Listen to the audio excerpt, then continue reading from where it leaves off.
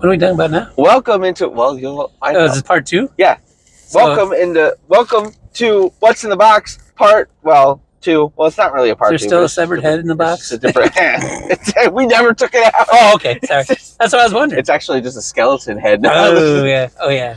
Anyway, what's in the box? Are there bugs crawling through the eye So- sockets? No, the bugs died too. Oh, It's been okay, in there okay. for so long. There's nothing to feed on anymore. So we did talk about other stuff in the last podcast. Feel free to check that out. Pretty. I know, I've seen it. We did. So, okay, side story to this. Sorry. This is where we have problems. Sorry. This is why we have a second part Yes. to us driving. So, no, but side about this. So I have been We're up in here. Door County, by the way. I meant to say it, but we were talking while we drove by. There's a shop up there in the middle of town. Uh-huh. It's called the Chocolate Dog. Uh-huh. Has a little wiener dog, like, in a bun. Uh-huh. So I know that because we came up here because Tony proposed to his wife at the lighthouse. It's somewhere over here. I think it's up there. But yeah, so we drove through here at like 4 a.m. because he wanted to propose to her at sunrise or whatever. Uh-huh. So 4 a.m. we went there and we spent the whole day here. Nice. Kind of cool. It is. Your mom and I come up here once, twice, 3 times a year. Just hang out. Anyway, I came up here to try to write my book. yeah, how'd that go? It worked well, but I kept getting distracted. And whatever. Weren't drinking enough, Hemingway. I don't think I was. Anyway, So we're gonna. This was the second part of what I wanted to talk to you about. Jiggy.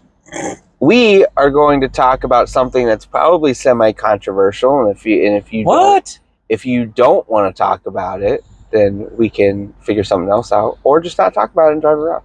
I'm really not wanting to talk about anal sex. Is that I want to talk. No, Okay. I want to talk about Christianity and spirituality in a way.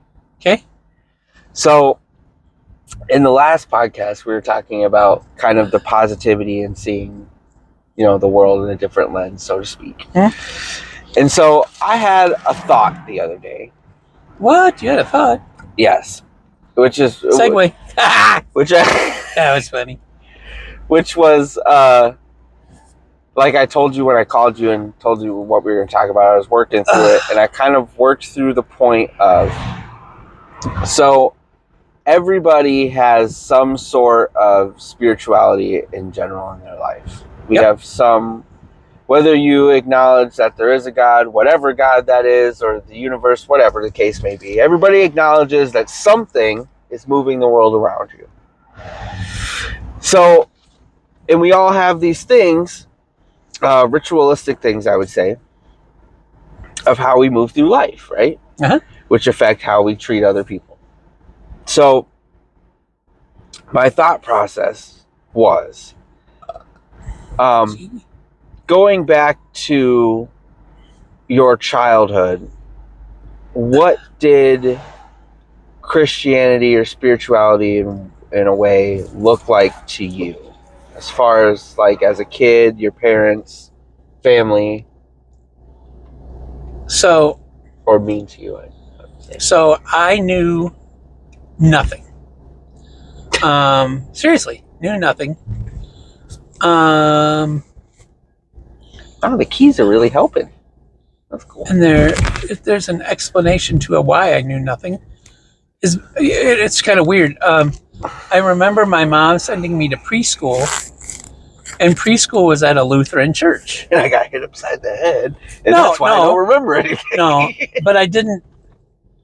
Again, I'm going to this building, but I didn't know it was a place to worship or anything. It was just where I went to preschool, and I early memory of that. Excuse me, best friend at the time, pickleball. At God, I the fucking time, hate that that's a thing. it's good for old fat people to get a little exercise. Shut up. I remember my best friend's family was devout Catholics, and I didn't know what that meant. You will be stopped and saved if you answer. Well, I'm not going to answer that. Okay. I didn't know what that meant, nor did I have the wherewithal to say, "Hey, what is that?" You know. I remember at one point, because I was really close to this guy and their family and his family, that they had asked me if I wanted to go to church with them. And I said, I would have to ask my mom. Mm. And my mom said, no, No shit. you don't need to go there. Okay. I didn't even know what that meant. Mm-hmm. I didn't even know if it was a good thing or a bad thing. Mm-hmm. It was just a no. Sorry, Mom said no. Well, on a side note to that too, Zach, is they were very wealthy. Mm-hmm. They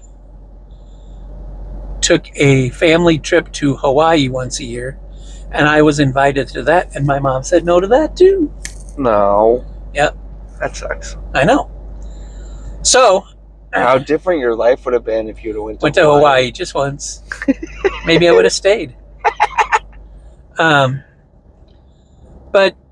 so then I think I kind of, as I started getting a little older, and I don't mean like teenage, I mean like still little. Mm-hmm. I think I asked my dad at one point, and his explanation was kind of similar to what you said. There are a lot of different people that believe in God, Mm-hmm. Whatever that thing is, and that's their own thing. Mm-hmm. See? He said, I believe in God. I don't know if he said I pray every day, but I think that's what he said. Mm-hmm. And he said, I get down on my knees next to my bed and I pray. I think he said I pray when I need to, Mm-hmm. to my God. Mm-hmm. But he also made it very clear, I don't need to go to church to do that. I don't need to be amongst other worshipers to do that. Mm-hmm. I do it in my own way to my own God. Mm-hmm. And that was super impactful to me. And so that was when I was little, and then nothing else I don't remember until I met your mom. And your mom and her family, which was somewhat large at the time, I started going to St. Matthew's with them, and I'll still throw back my dad a lot because that makes more sense to me. But it was more of a sense of community. Mm-hmm. It was a sense of family. It was, this is what we do on a Sunday. Mm-hmm. And then we go over to Grandma and Grandpa's, and they have baked ham and chicken dinners, and we sit around and talk and have family time. Mm-hmm. And that kind of pulled church together with family. Mm-hmm. And we did that for quite a long time. Years. And I didn't mind doing that. In the beginning, I thought it was somewhat boring and annoying of my time, selfishly. It's kind of to get to Grandma and Grandpa's to the food. Yeah. Is a Why do I need to do this? yeah. Can I just show up at the house after you guys are done? Yeah, I'll hang out here and I'll cook some corn or something while you guys are gone. But it wasn't fun for me, so to speak. But then I really kind of got into, at some point, you're listening to the droning of Pastor Homer. And I say that, but I say that because the droning started to make sense.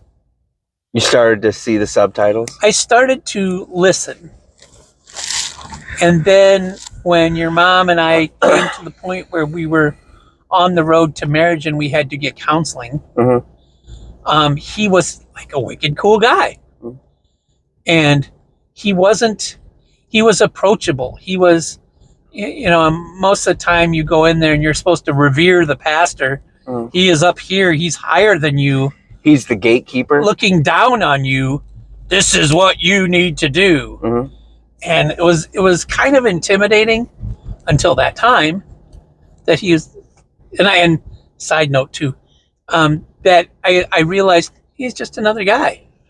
He's preaching the word of God, but he's nothing different than my dad or your dad or who's ever. He's just another guy doing his gig. Doing the best he can. Yeah, and I also, my side note to that is, all you people, hold that. All you people who want to, oh my God, Taylor Swift endorsed Kamala Harris and I need to do that. She's just another person. She might not be, I know she's smart, don't get me wrong, but make your own decisions of what you want to do. And the whole Christianity thing, if you believe it, then great for you. Just be you, do you, boo, as your mom likes to say. And that's, I have friends. So I grew up going that route. I'll circle back around to my dad again, and I'm kind of a lot like my dad is. I pray when I need to, when I want to. Most of the time, it's a lot. People call it a crutch sometimes, and it's been a crutch for me when I go through shit like I've been going through. It gets me the opportunity to pray and get shit out of me that I know doesn't need to stay in me. Yep. And it's helped me a lot. I do have friends that I wouldn't say are atheists, but don't believe in God at all because there's no proof. And okay, that's you. I'm not holding that against you, so please don't hold it against me that I pray to an invisible person up in the sky. So there's a point to this, but we're going to go down a road first. So, anyway. So, I have gone through a lot of different changes in my life as far as Christianity, believing in God, spirituality as a whole. And I've landed on the fact that over the last probably 5-6 years, I've landed on the fact that who doesn't matter. It does and it doesn't. If you believe in it, or what? What if it's a tree frog you're worshiping to? No, I'm going to be careful on how I say this. The two main things that the Bible harps on and that Jesus and God said in the Bible that will get you to heaven, the two things: believe in me that I am the only God, and paraphrasing, basically be a good person and don't be an asshole. Yeah. That's it. And then there are a lot of different things that while you're walking that path, these are the kind of things. But those are two things that will get you into heaven, right? So, but we don't really know until we know. And that's always bothered me. And I believe wholeheartedly that there's something. I'm not so egotistical to think that it's just chaos. That the world just started spinning one day and nobody has any control on what things happen. But, like I said, I don't know until I know. So, I've always, I pull from a lot of different things. But I always go back to, me and you have had this conversation, I always go back to, in my personal opinion, if you pray every day, or if you ask the universe instead of God to do something for you, and whatever, if you put energy into something, of the same thing we were talking about in the last podcast of like, hey, I need help, or hey, can you help a brother out? Whatever that is, I feel like if that's helping you, I don't understand why it matters what the thing is. I don't understand why the argument of what it is, where it is, why it comes. I don't get it. I don't understand what the big deal is. I don't care why you feel my business is yours. I have a pull in me that I feel like we underestimate how energy works in our universe and in our world. That the energy, kind of something I was saying before, the energy that you put out is what you get. Yep, you get what you give. If you're we miss out on a lot of opportunities because we're too focused on self instead of what's going on around us. Mhm. The world, if you focus on a plan, if you focus on something that you're wanting to do, the world will work around you to help you out. I firmly believe that. I agree.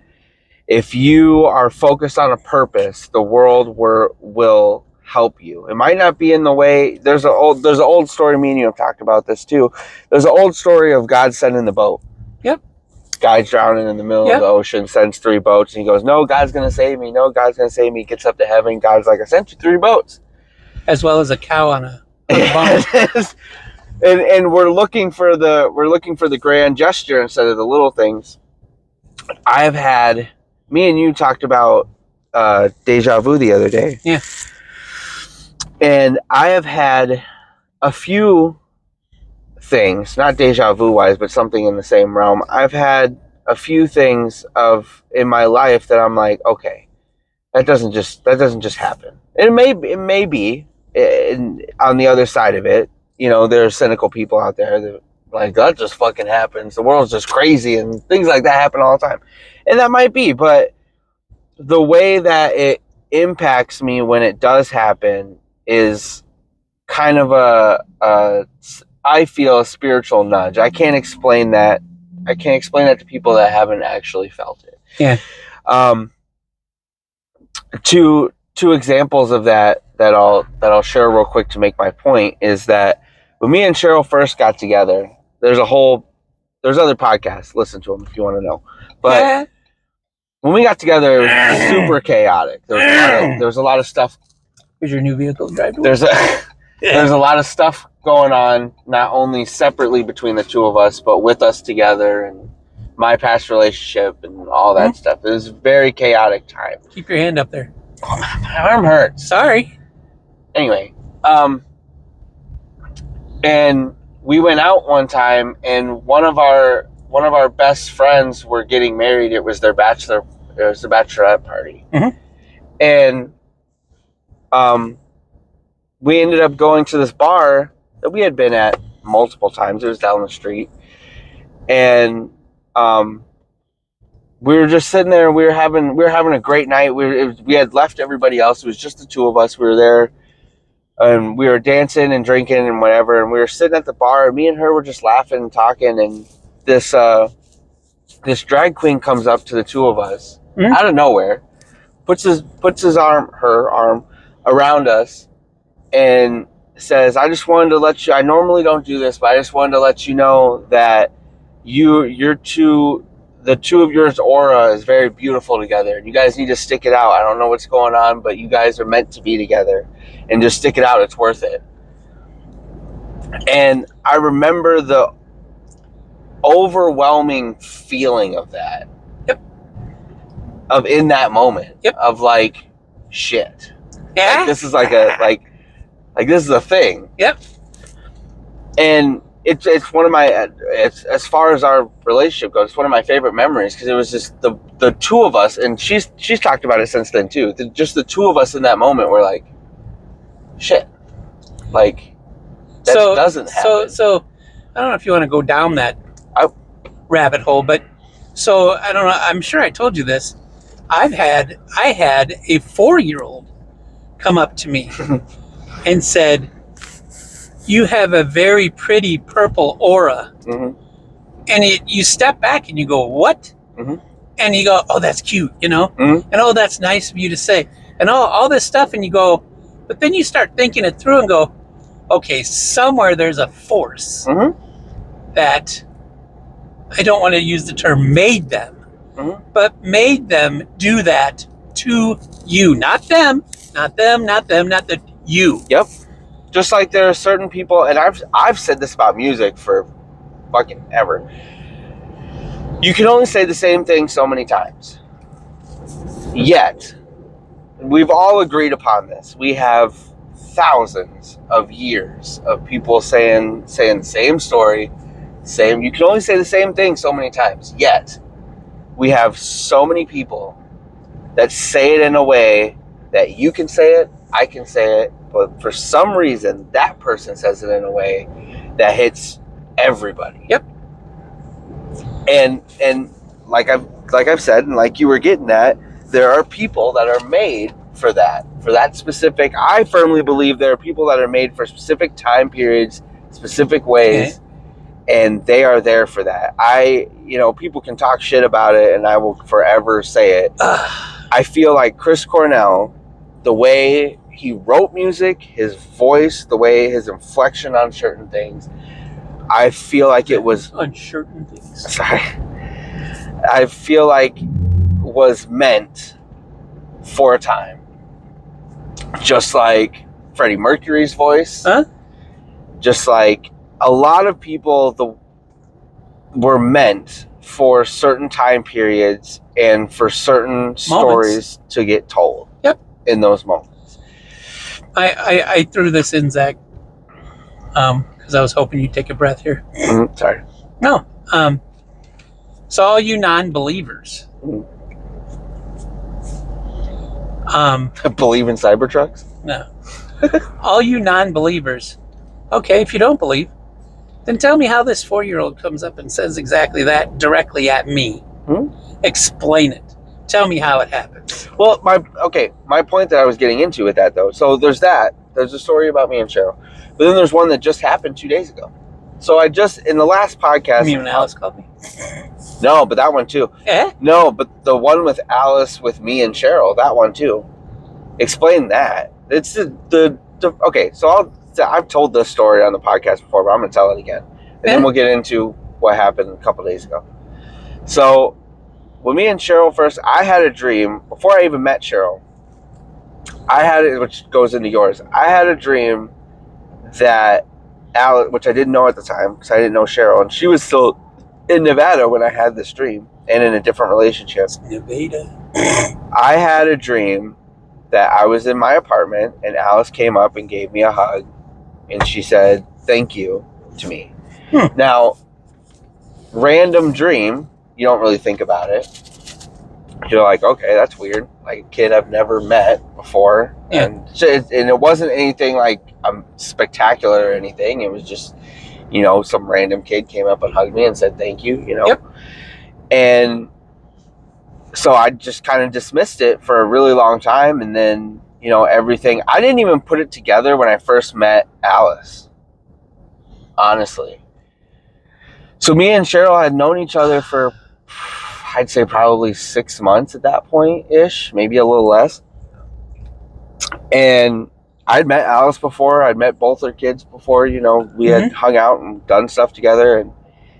And me and my ex-girlfriend broke up, and all that drama happened with that. And then the first week after me and Cheryl officially got together, the first week they were all at my apartment, and they were all playing or whatever, and that moment happened. Alice came up, gave me a hug, said thank you, and it was like immediate. My brain was the like, light bulb. Oh. Yep. And Cheryl has this saying that she said for years, and she said it to me then when I told her about it, is that her thought process on deja vu, and she's had this forever since she's little, is that it's kind of the world syncing up. You recognizing your deja vu is you're where you're supposed to be. That kind of, she doesn't explain it this way, but that's how I explain it to other people. She does say that, but I explain it to other people as the timeline sync up of you having deja vu. It's like a multiverse? Pretty much in a way that people can understand it, is that it just kind of syncs up. And that was another one. That was another moment that I was like, oh, okay, this is the path that I'm supposed to be on. But in the, your threads are connecting. Yeah, but in the other way of kind of seeing the world in front of you and not being, and when you kind of tap into that, okay, let me see this. Let me see. Maybe this is like where I should go. Like sort of signs, if you will, in the world pushing you. Is that in the last podcast you can go watch? Yeah. I talked about being stressed out and not having money for things, and being suspended and having a really short check or whatever. So yesterday. By the way, you are expecting your next check to be short, aren't you? A little bit, yeah. Okay. Anyway, so I went. So we went to the food bank. Went and got the rest of the groceries yesterday, and then I went to Walmart to get a money order to pay off restaurant. Right. Mm-hmm. So I've kind of at this point I've kind of come out of that like depressive hole of like nothing's ever gonna work. Yeah. Whatever thing. But I'm still like always. I get this from my dad, but I'm still like calculating of like, okay, this time this. Okay, I gotta pay this time. Still got to do all this shit to get me here. But so I'm kind of just waiting in line for the money order, and the girl behind the counter, who really sweet. I don't know what it is. I can't explain it, and I hope this doesn't come off as sensitive, but it's a bigger black lady, and I just fucking love it. The how you doing, baby? Just the southern. I just If fucking more people could be like that. I fucking love it. It makes me smile every time. But she's back there and she's like, "Can I get your license, baby, just so I can, put you?" And she goes, "I knew you were a tourist. I could tell it when you came in here."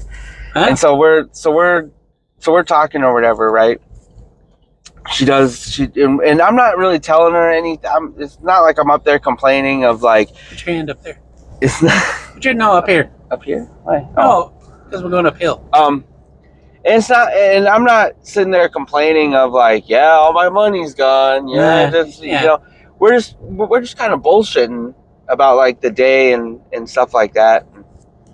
And she starts telling me about this story about how,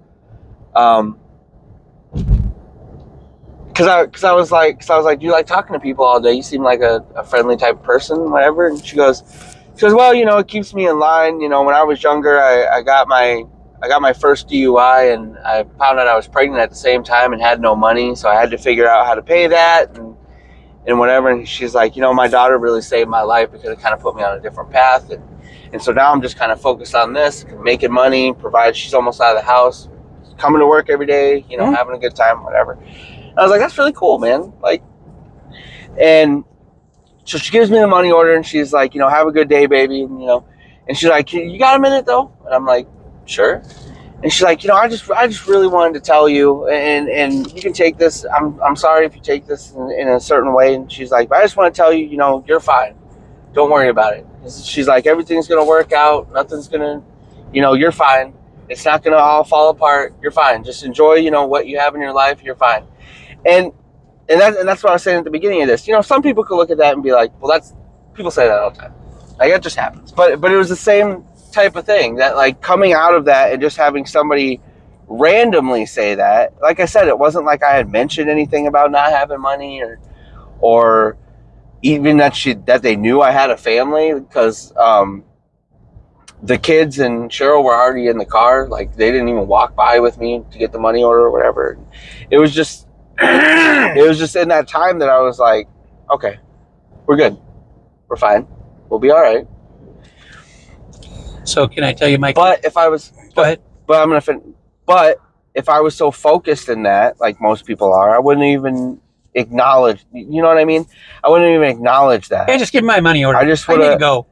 I just would have been like, yeah, cool. That's thanks. Yeah.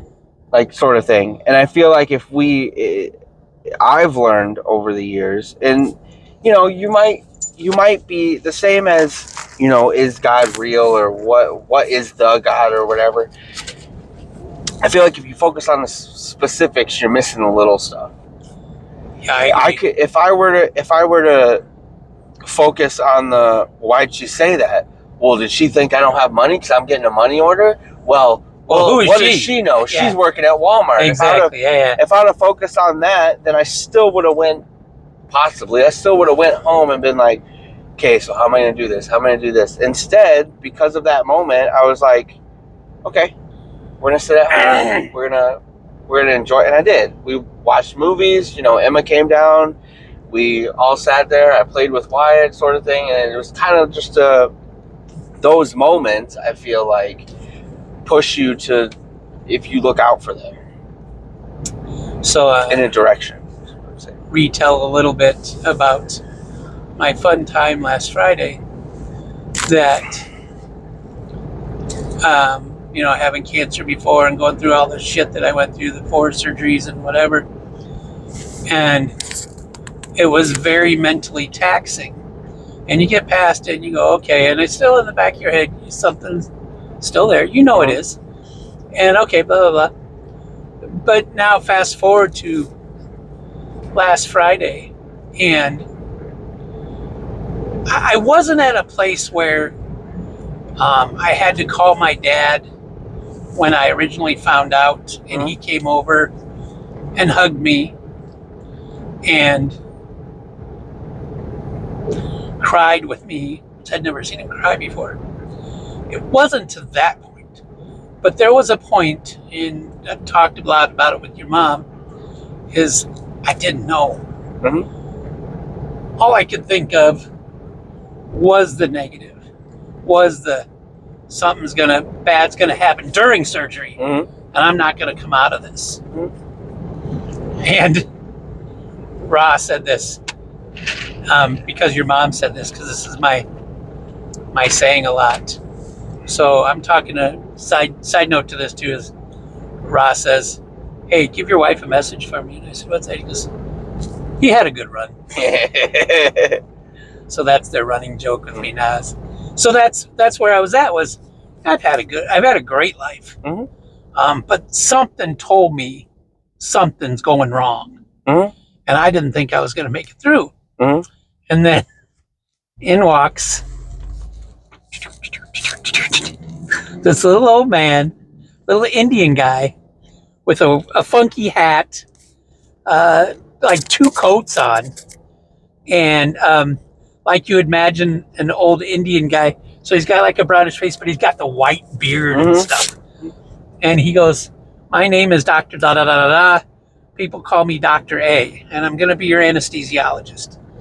And he was so comforting. So this is the way it is. This is what I'm going to do. I have never failed yet, and I've done over 2,000 of these.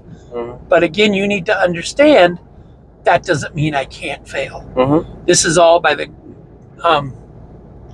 grace of God's hand that I work. And so I'm starting to get comfortable now, because I'm extremely tight and apprehensive. And he's saying all this stuff and we're going to put an epidural in your back.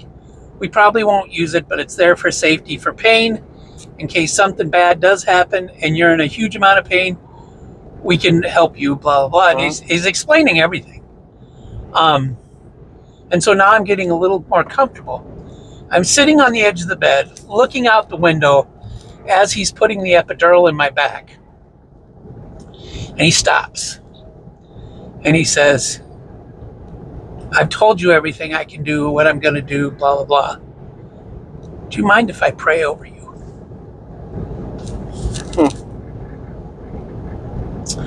And it was okay, I'm good. Whatever happens, happens. That was it. Whatever happens, happens. And again, thankfully, everything did work out. I had one of the best surgeons working on me. I researched him prior, so I was a little more comfortable there. But it still is but at that moment, there was just like this huge calming effect. No, okay, I'm good. And I can't help but wonder, and nobody can answer this, but kind of what we talked about before is, who sends you these people? Who sends me the little 4-year-old? They could have sent any anesthesiologist to do this. And this guy, on a Friday morning, drove up from Milwaukee to do this. Is there not any anesthesiologists available in Green Bay? It's just like, they say things like, well, the cosmos aligned or whatever. Okay, well, something did. And so again, all you non-believers, all you non-sayers, explain it to me then. And maybe egotistical of me, and I'm sure didn't really help you out in this situation, but I'm sure I could be wrong at some point. I'm sure that if I am wrong in a time like that, it's probably going to suck. Yeah. But as It far does. as far as you go, though, You go. I am fully aware. I'm not a doctor. But I play one on TV. However, I am fully aware of the percentage chances of even minor surgery going bad. Yeah. I am fully aware that me saying, oh, it's no big deal, 50-50 a lie. Yeah. Okay? Not everybody graduates in the top half of their class. But they all graduate. Yep. But I perceive the ability to put things into the universe, cosmos, whatever you want to call it, of I don't know how to word this without it sounding mean. I fully It's just you and I. believed I know. I fully believed you were going to be fine. Huh. I fully believed that you were going to be okay. Well, I like you were that you had the positivity because I didn't. That you were going to I know. That you were going to be fine. I was like, it's going to be fine even if something bad goes, even if something bad happens. They're going to figure it out. He's going to be fine. In the long run, he's going to be fine. Which, like I said, that call it what you want, egotistical, whatever, probably would fail at some point. But I also had it in my head of, on the other side of, I was fully committed to that. But on the other side, I knew that there is a possibility that that's not true. And mentally, I was also prepared for that as well. But he had a good run. I was prepared for the phone call, to be honest, and not in a spend my time worried about it way, but in a realistic, there's a chance. But also putting that out there, I mean, I'd say, and I know people probably in the moment would have gotten upset at that, but you know, you sent your message of, I love you all, you know, I want you all to know, you know, whatever. And I just put in the group chat after you sent that, I just put, tell me when you wake up. Like, I don't need the, I had a good run, I love you all. Tell me when you're fine. Yeah. Tell me when you get up. And I had that, I fully believe that. I was like, it's going to be fine. There's no need for the long, drawn out, whatever. Just let me know. And if you don't, if it doesn't happen, I know. I don't need the. And I've said, me and you have talked about that as far as death goes. Me and you have talked about that over the years. Of, I feel like that's everybody. I have 7 different ways to go here. Sorry. Everybody wants the Shakespearean long sonnet ending death of people at their funeral giving long Kevin Smith monologue speeches about how great a person that they There's were. a postcard for you. Yeah. But I think it's in what you do. I think it's in who you are. And how you live your life. I would like you to know, if you don't know already, that me personally, I don't need the speech. I don't need the I love you so much. I'm so proud of you. I don't need that. I know it. But some people do. And that's why I cover my bases. I know, but I'm saying, like, me to you, I know that. And if you were to die tomorrow, I wouldn't sit there and be like, well, I wonder. I don't know. Did he really feel like I know what it is? I would like you to, because that day's going to happen. And when it does, I'd like you to. He didn't even like any of you people. I'm going to. Put an arm around your mom and give her a big hug and say, he had a good run. He had a good run. That would be it. So. Anyway. We're all going to die. Anyway. What do they say? Nobody gets out of here alive. What is it? Don't take life too serious. Yep. We all die. But it all ends, something like that. if I haven't drummed that into your head, you have as much fun as you can while you can. But Could all be gone tomorrow. but pushing on the Gas point, pedal? the point I was making though was, I feel like we can focus on those things, or we can see the little things. You know what I mean? Like, sorry. Well, I would. You could be focused on, being scared of your surgery or whatever, and like all that stuff, and driving to the hospital, and not saying that you would do this, but I'm saying driving to the hospital, worried about what's going to happen and all this stuff and whatever, and you have an opportunity to let's mesh the two situations. You have to stop and get a money order, for something on the way there, and that person says that to you at Walmart, and you just go, yeah, I got my own problems. Instead of like, or he says, are you done with this yet?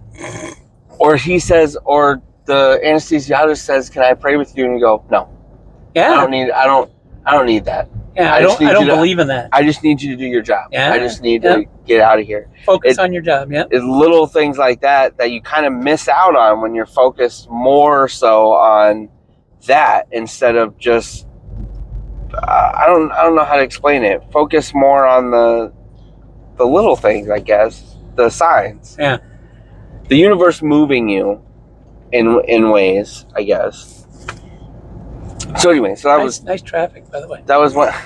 So that was one of my points. So going back though, we got time. So going back though, did any of that change into adulthood? I know that Did what change into adulthood? So when you got married to Mom, yep, and it was kind of a, we're gonna go to church to get here, and then it started making sense with Pastor Homer. Yep. Did your perspective change over time? For God, no. For spirituality, no. Disappointment in the community, or I don't want to place blame. I mean, the family, the lack of family togetherness, and maybe that was after Grandpa Roland died. I don't know, but the lack of togetherness, community, whatever I'm trying to say, wasn't there anymore, and that kind of, the church fell on to the side, but never once did I lose faith in God, ever. Did I guess not in a lose your own faith kind of way, but did your and let me throw in one more thing though. But it could have, if my dad didn't tell me what he told me. So if my only view about the church of the church was what I learned from your mom's family, and we go together, and this is what we do, and now it's not there anymore, I can see somebody losing their faith in God very easily, because all the residual stuff is not there anymore. But because my dad taught me, this is what I do, this is why I do it, this is when I do it, I still have that core that I don't have to rely on anybody else. It's just me. The rest of it is just added. Yeah. So, I guess not your faith in God as a whole, but did your perspective on it's going to come out me. I wish I would have figured out a better way to think about this beforehand. But your perspective of the church, the quote church, did that change over time?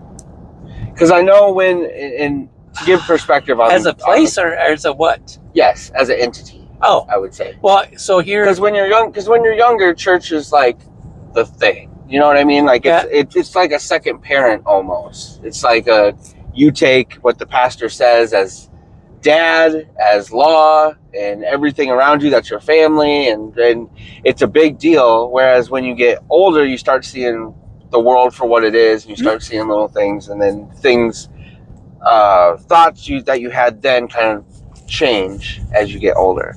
So that's why I'm asking your thought.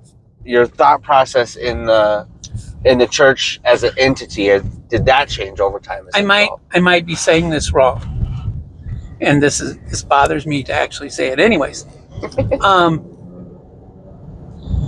So when we started going to St. Matthew's, and I started talking to Pastor Homer, and I understand that people come to church and it helps them spirituality, their spirituality. I get it, but I weirdly often thought there's got to be something more. And that there was a day when he announced that there was a family that someone put him in contact with that really needed help, needed housing, needed food, needed everything. Okay? And it was his choice to bring them into the actual physical church.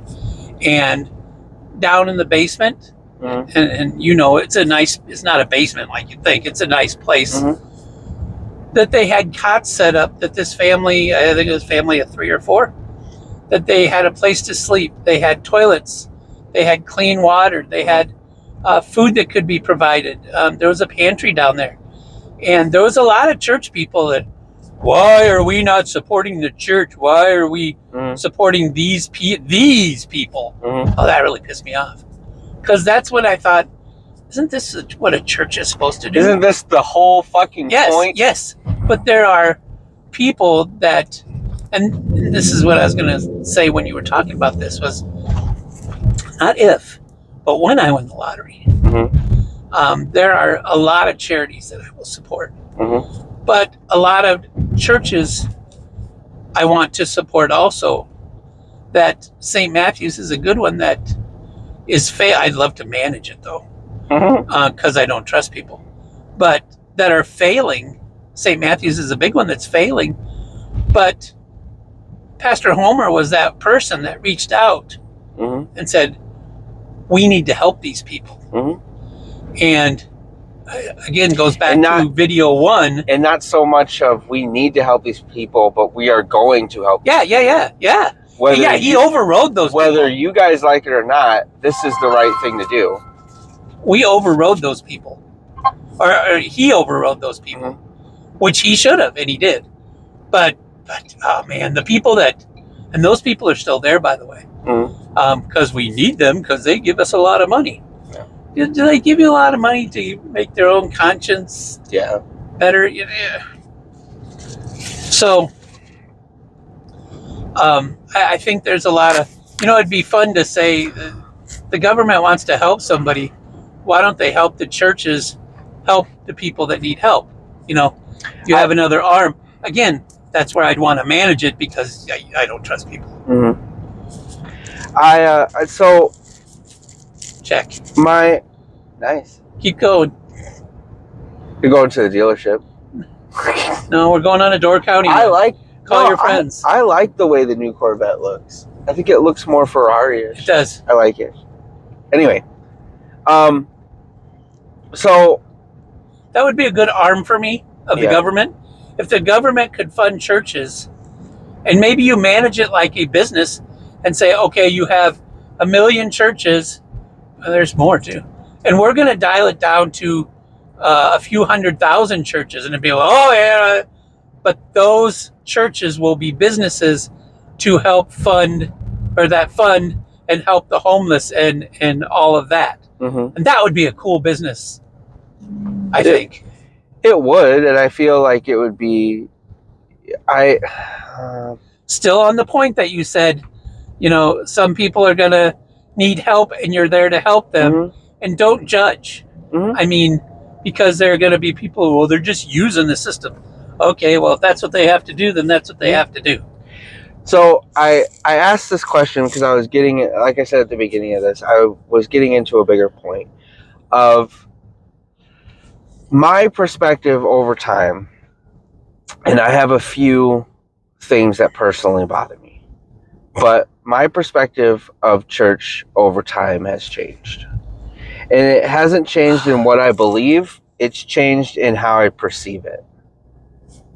What I believe in the universe and a something whether that be God or not, making the plans, has never really changed. My perspective on how we perceive Christianity and spiritual people has changed.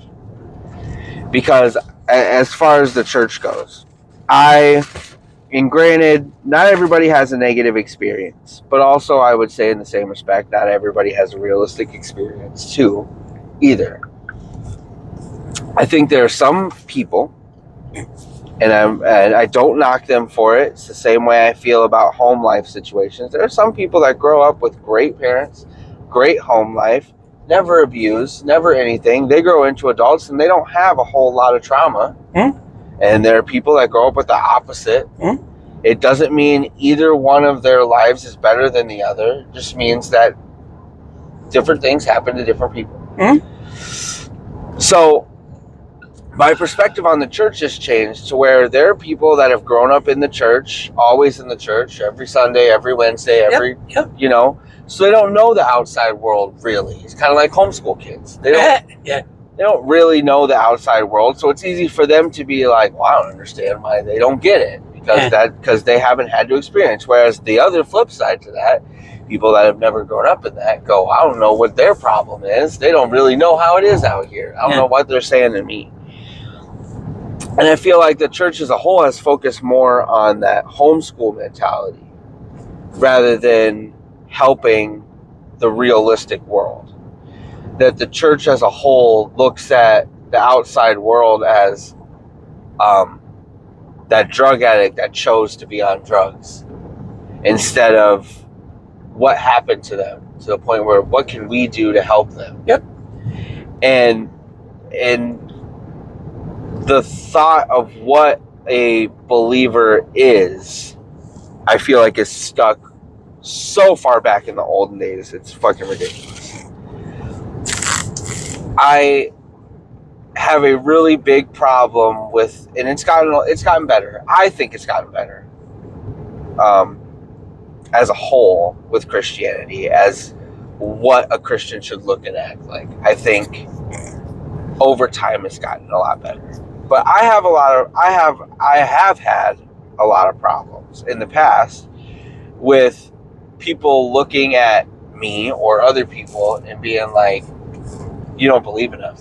If you believed enough, you look like this. You'd stop swearing. You wouldn't have as many tattoos. If you believed enough, you wouldn't judge me. You wouldn't have piercings. You know, God wouldn't want all that. You know, if you really believed in what you're talking about, then that wouldn't happen. Then you wouldn't judge me. And I don't. And like I said, luckily over time, you know, we got pastors with tattoos now. we got people speaking out about kind of famous people speaking out about how they still believe, but they fall short sometimes, whatever. And that's always been my point as far as Christianity goes. And that's always the part that resonated with me for the longest time. And that's how my perspective of church has changed. Is that it took me, there's a lot of shit that happened in that time frame, however, but it took me really doing a deep dive into myself and what I believe and what I feel and whatever after the whole thing happened with Katie, because I had put so much of myself into not only that relationship, but not being me. Because I was stuck in a church that I was trying to fit in. I was stuck in a personality because I was, quote, grabbed so early in my development.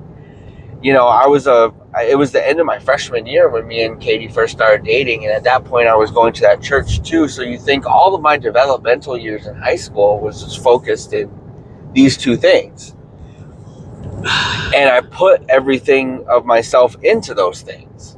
I didn't have time to figure out my own personality or what I really thought. It was kind of just a mold of those two things. And so when everything happened with me and Katie and we broke up and I moved down to Iowa, again, there's a lot of stuff that was happening in that time, but I probably not the most healthy of ways, but I had to do a real deep dive of everything about me, of like, okay, who am I? What do I believe? What are my things? What are my for your therapy people? What are my pillars? Therapy. What are my pillars in who I am? Can I interrupt you for 1 second? So I told you we watched The Notebook. Yeah. And there's a point in the notebook, where she says, I have to do this, and I have to do this, and I have to do this. And he stops her and he says, but what do you want to do? Yeah. What do you want to do? Well, I got it. No. What do you want to do? And that plays into what you just said. It sounds like you're trying to be everything for everybody else, and you lost you. Yeah. And that went with and maybe I got to do a couple lines of heroin to get back to where I need to be. And that went. And then Jesus came through. And then that went through, what I believe too, and I had to really cement myself. And this is kind of what I believed about God and everything, and it totally changed how I thought about it. And even things and I'm not saying that everything, I had a lot of positive, as far as church goes, I was luckier than most with the church that I chose to put my life into before that point.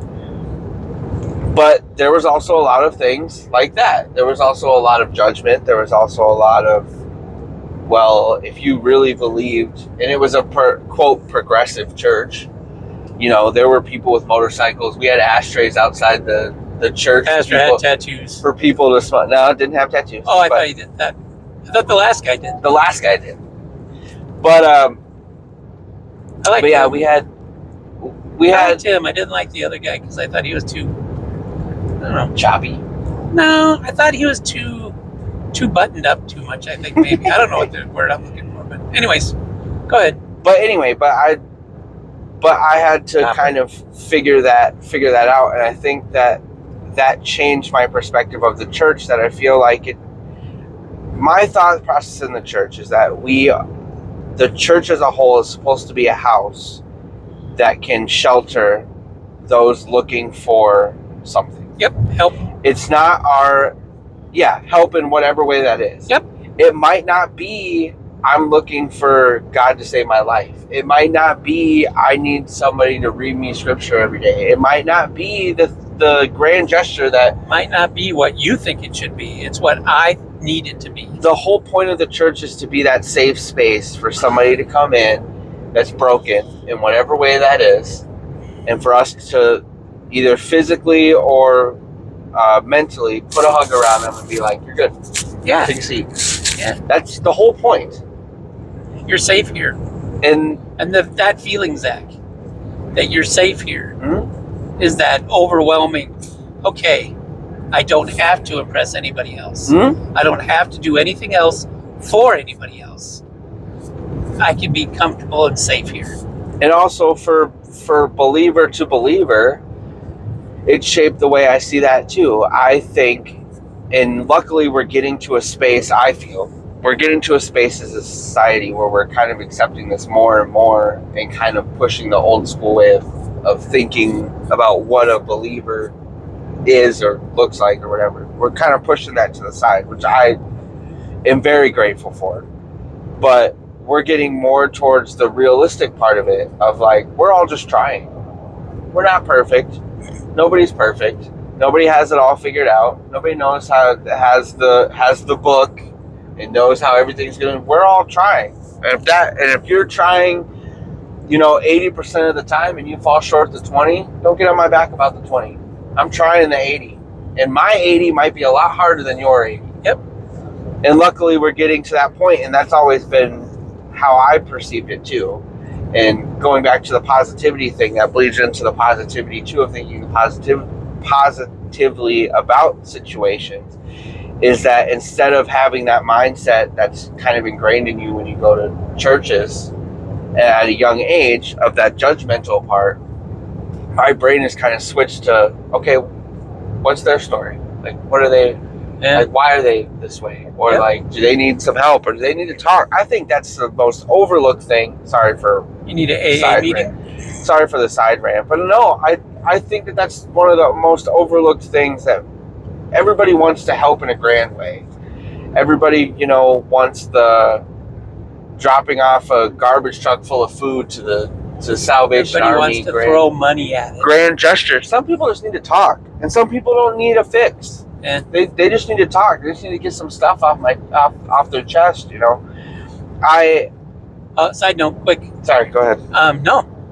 Plays into this. So there was a story I only seen half of last night on the 6 o'clock news, 5:30 news. They took a dozen kids out of New York City and took them on a camping trip. And they had to work and they had to do whatever. And the lady was talking to one of the kids who was, kind of like Peanut. What do you like being out here? And he goes, there's this big pause. And he goes, living in New York, you hear sirens every night. It's quiet. And he goes, out here, I can look and see the stars, and it's so peaceful. And maybe that's all you need to understand. But like you said, or I said, so many people just want to throw money at stuff and throw a food truck at something, and maybe all they do is need to, hey, can I walk into the church and sit in a pew and have peace for an hour? And I was gonna say, some people just, in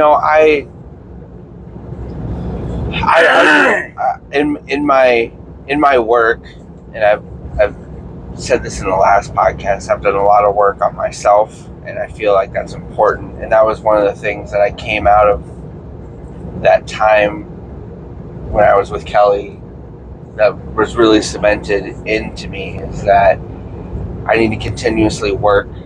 I don't like the person I was before, and I need to continuously work on being the person I want to be. And it doesn't mean that I'm gonna end up that person, but I'd like to try to be that person as close as I can and possible. And that was one of the things, is that I realized how, going back to the energy thing of the universe, I realized how much energy I was not only wasting myself, but putting onto other people, holding in all of these things in my life. All of these things I was angry about, all these things that when you want to say something to somebody in public, but you hold it in, you don't say it, and it fucks up your whole day, and then it messes up your week and shit, just stuff like that. I realized how much energy I was wasting and putting on other people, holding all that in, and so I don't. Good call. So I don't. I've even said it to my boss before. I've told you this story before. I don't like to hold negative energy in. So if I'm mad at you, I'll let you know I'm mad at you. It might not be in the moment, but easily I like to make it within the 2 days after that I notice it max, is I like to get it out. Be like, hey, this really fucking upset me. I'm not asking you to fix it or apologize. I'm just letting you know. I just want to get that out. And so I've continuously done that. And going back to some people just need to talk. Some people just need that moment. Some people just need to, and it doesn't have to be inside of a church either. The whole point of doing this podcast, and me and you talked about this, the whole point of not just this one podcast that we're recording right now, but the whole thought process behind me wanting to do podcasts in general is because there's so much healing done in bars. It's ridiculous. Yeah. And some would say there's also a whole lot of hurt that happens in bars. There is. But there is so much healing that happens in bars, and I've seen it firsthand. You got two people that just all of a sudden start talking about something, and they're working through shit they haven't even told their wives. They haven't even They'll tell a bartender. They haven't even told themselves most days when they start fucking talking about it. But you can tell that after they're done getting it out, that they feel better. Or when they're talking to their buddy, and all of a sudden something comes up, and they're like, "Hey, man, I just gotta let you know this is happening in our lives. Don't tell anybody, but I just wanted to get that. I need to get it out of me. Just that exchange." And I feel like Christianity, spirituality, whatever you want to fucking call it, needs to focus more on that, because that's what we're all looking for. That's why we have friends. That's why we have wives. That's why we have these things, because we instinctually, if not internally, know We need other people. Yep. And I feel like that's forgotten. Could be a pastor, or it could be a bartender. No matter what it is, though, that Could be your wife. That's no matter what it is, though. And like I said with the perception part of this, I feel like that perception needs to go out the window. I think the whole you shouldn't be in bars, or you shouldn't be doing this as a Christian, or you shouldn't be doing that needs to fucking go out the window. We're all here to love and help people. If whatever way that is, it doesn't matter. You're doing you should look at that as, oh, they're doing their job. If your thought process of a believer is what the Bible says, you're going by that, what Jesus says we should do, then they're doing their job. If they're loving, helping people, they're doing it. It doesn't matter what way that is. I know you and your sister love to say that how emotional your father is. I got very emotional with Ra day before yesterday, because he called at lunch, and I was in the truck, and I got really crying and couldn't talk. Mm-hmm. And he goes, "Take your time." And my point was that I couldn't get out of my mouth was, can't tell you how much I cherish our friendship. Mm-hmm. That I can call you and you'll pick up the phone and you're there for me. Mm-hmm. And that plays into what you just said. That somebody, in a nutshell, that somebody is listening. Mm-hmm. And that's why to that point, and that's why I feel like the argument of who or what or whatever is out there is a moot. Little 4-year-old saying you have purple aura is a moot point. I feel like I feel like we're focused more on that than we are of the actual point of, if I'm calling out to whatever it is and asking for help or having a conversation, and people talk shit about this all the time. Prayer isn't just a Christianity thing, and two, it's not just a for help thing either. Talking to God is the same. Is praying. It's the same thing. It's a relationship.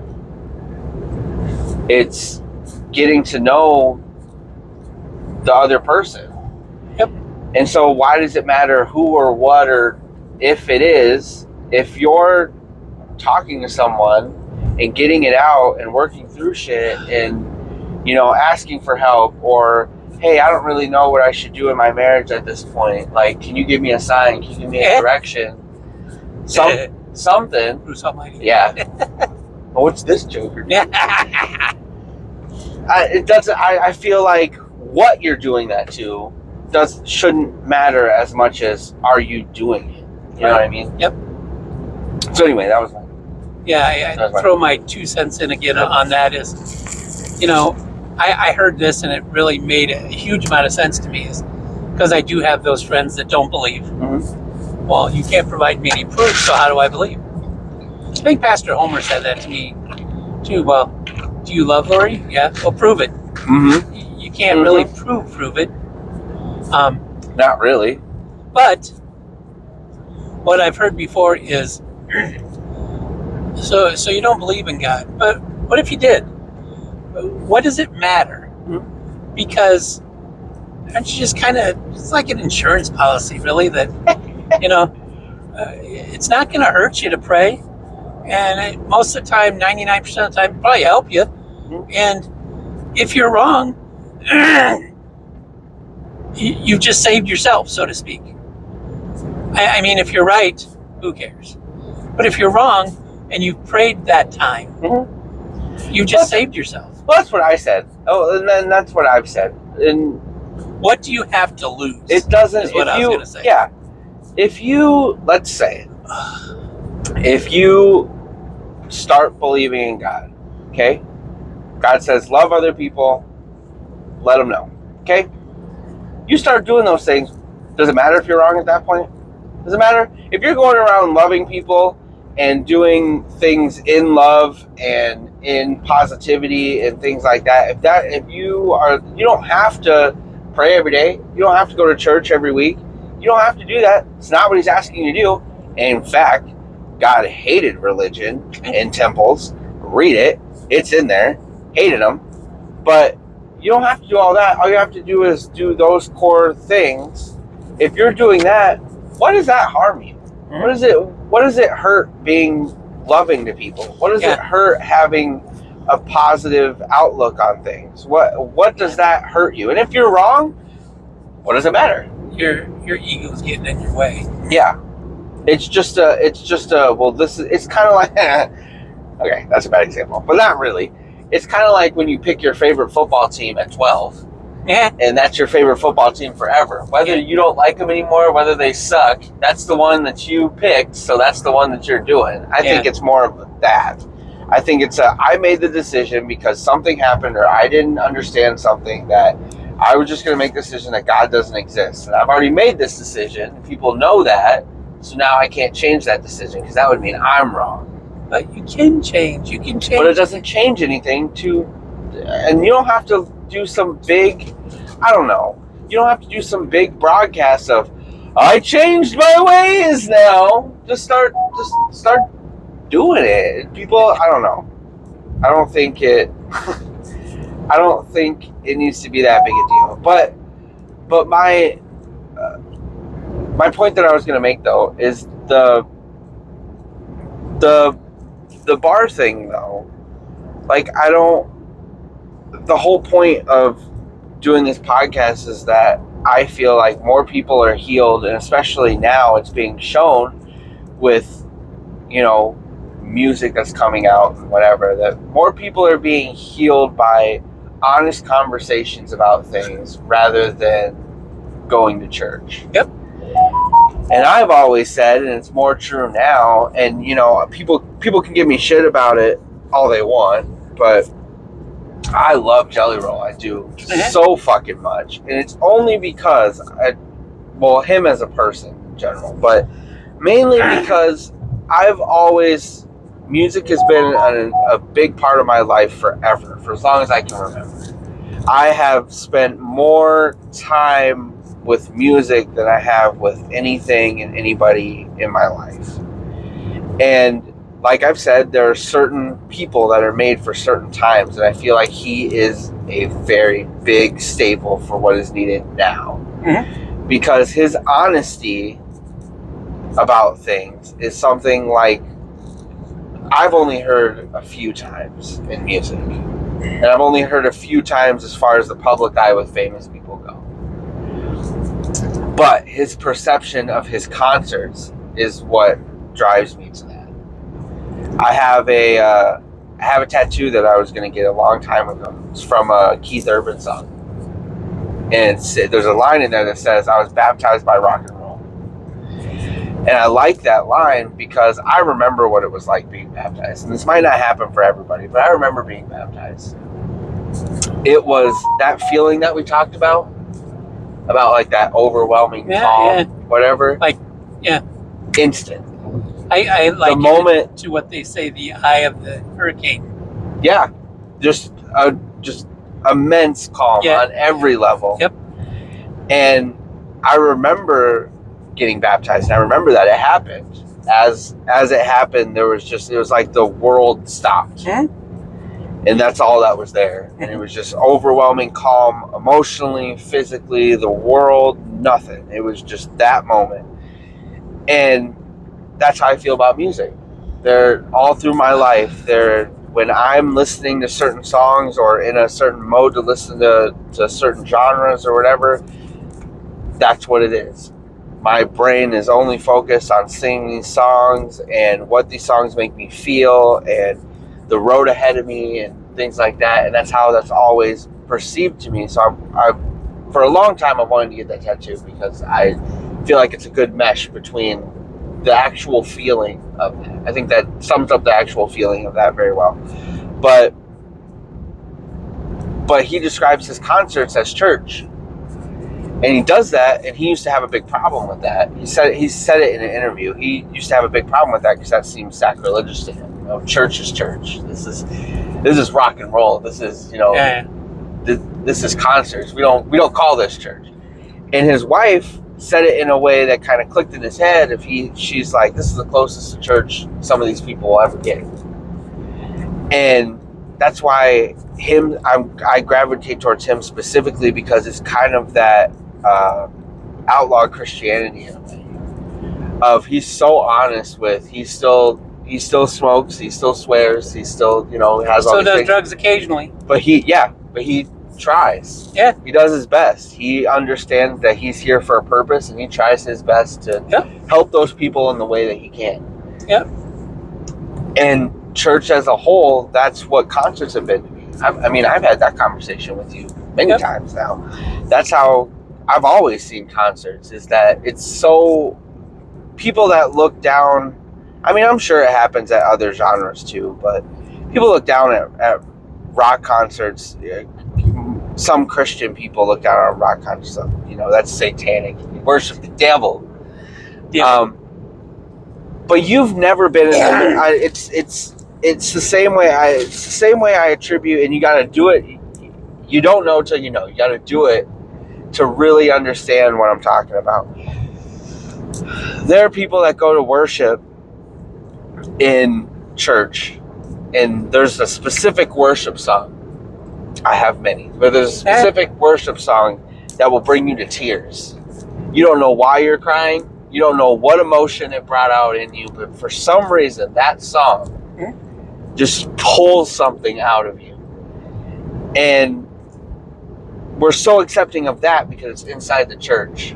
But you've never been inside of a pit of 200 people singing Bohemian Rhapsody at the top of their lungs. So many different types of people, different types of walks of life, different age groups, and they all know that we just love this song together. The Queen return of the gazillion people singing. Yeah, the Live Aid, Live Aid one, But it's the same feeling, and that's why. And I've always thought that about concerts in general, is that I get the same. I get the same feeling in those moments watching a rock band as I did in church of 30 people worshiping, and I've blended in my life. I blended the two. There are times that I'm, listening to Slipknot down the road, and then a thought will cross my head, and I'll listen to worship music. I have playlists on my phone that have blends of the two of them because I feel like anything that invokes those emotions in you and lets you get stuff out. That's the whole point. And to nitpick and be like, you can only feel that release in emotions in a church setting is just ridiculous to me. I agree. Ridiculous. So I always say, whatever your gig is, man. Yeah. If it's church, good for you. If it's a mosh pit, good for you. If it's sitting in I can't remember that. I like to go out of the way parks, and we were in this park down north of Beloit somewhere, and it was a cool. It had a little waterfall, but it had a couple buildings that were, for some reason, they were concrete buildings that were functional like 60 years ago. Mm-hmm. But now they've got graffiti all over them, and there's water flowing through them to the waterfall. It was like you had to walk to it to get to it. But off to the side, there was a bench, and I got it on my Facebook page. Somewhere. There was a bench to sit on. And inscribed in the back of it was like a Henry David Thoreau quote or something like that about these are the places that can bring you peace or something like that. And I was like, and this is in the middle of nowhere, and you kind of go, oh, okay, yeah, I get it. I have a wrap up, but I have a picture, and I didn't really tell a whole lot of people about it because I like to keep it that way. But when I lived in Seymour, I had since probably we moved there, I had a place where that's where it was. It was my mountaintop, if you will. It was my place to just go sit, and it wasn't like And it was ponder.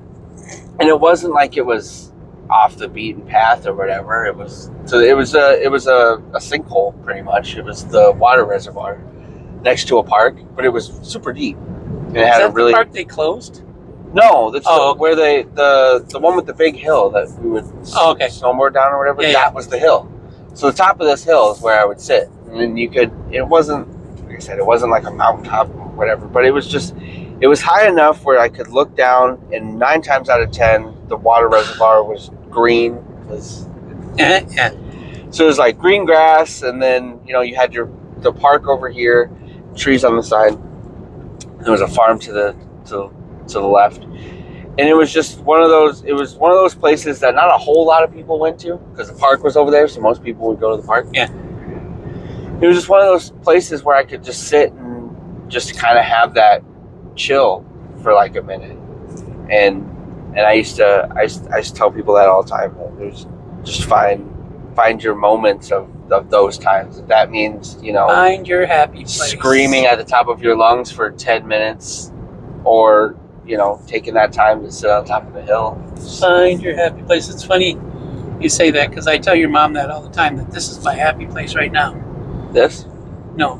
driving, being in my truck. Yeah. Mhm. It's just really comfortable. It has everything I want. I could probably live in my truck, and I am just so comfortable here. On a side note to that, as I said, I have a picture on Facebook. I'm done. I'll be done. I've been meaning to tell people this, you being one of them. And I'm pretty sure I've said this before too, is my Facebook page is out there for a reason. I post shit all the time for a reason. And that has nothing to do with my ego. That has to do with hopefully my kids and my grandkids will look at it, will peruse it, will go down a rabbit hole someday and go, God, he had a lot of fun, didn't he? And inspire them. Not a whole lot of pictures of him in there, though. That's crazy. Inspire them to get out and have fun too. Because, sitting in your house being depressed. So I brought that all back around. A wasted life. There's a quote.